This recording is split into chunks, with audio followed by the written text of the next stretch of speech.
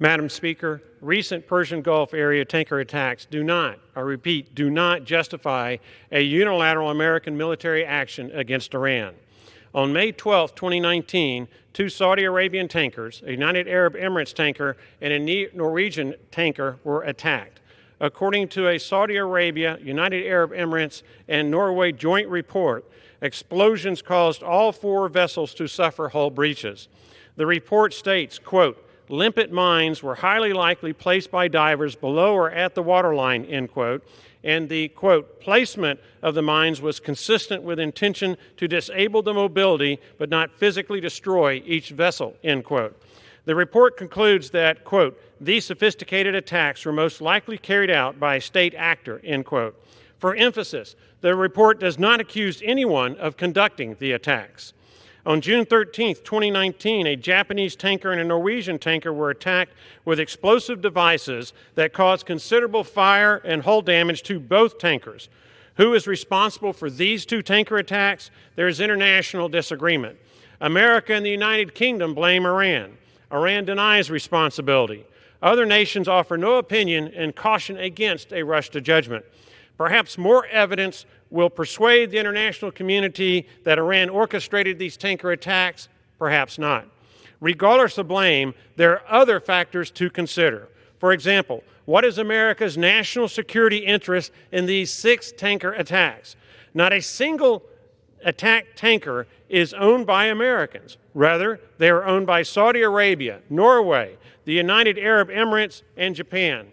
Not a single attack tanker involved oil produced in America. Rather, all 6 tankers were shipping Saudi Arabia or United Arab Emirates oil. Neither of the 2 tankers loaded with cargo was bound for the United States. Hence, the United States has no national security interest in the 6 attack tankers sufficient to trigger an American retaliatory military action against Iran. There are, however, other nations that do have a national security interest in these tanker attacks. Japan and South Korea import roughly 80% of their oil from the Persian Gulf.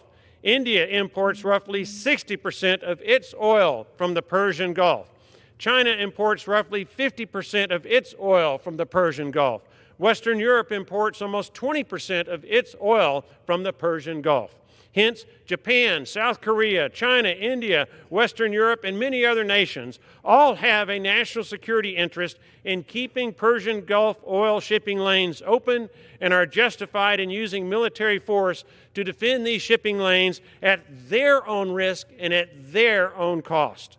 Similarly, Saudi Arabia, Iraq, Kuwait, Bahrain, Qatar, and the United Arab Emirates all have a national security interest in keeping Persian Gulf shipping lanes open to transport the oil they produce and sell. Hence, each of these countries is justified in using military force to defend their shipping lanes at their own risk and at their own cost. Clearly, then, other nations have a far greater national security interest in Persian Gulf shipping lanes than does the United States. As such, these nations should be primarily responsible for using military force as is necessary to protect their national security interests. Madam Speaker, America must stop being the world's policeman on every corner of the planet.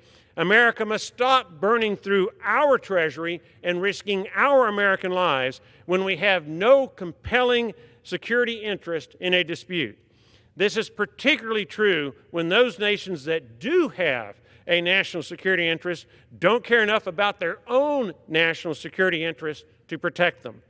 While America can and should help our allies, it is equally important that America's allies build up their own defense capabilities, protect their own national security interests, and shoulder their own share of military burdens.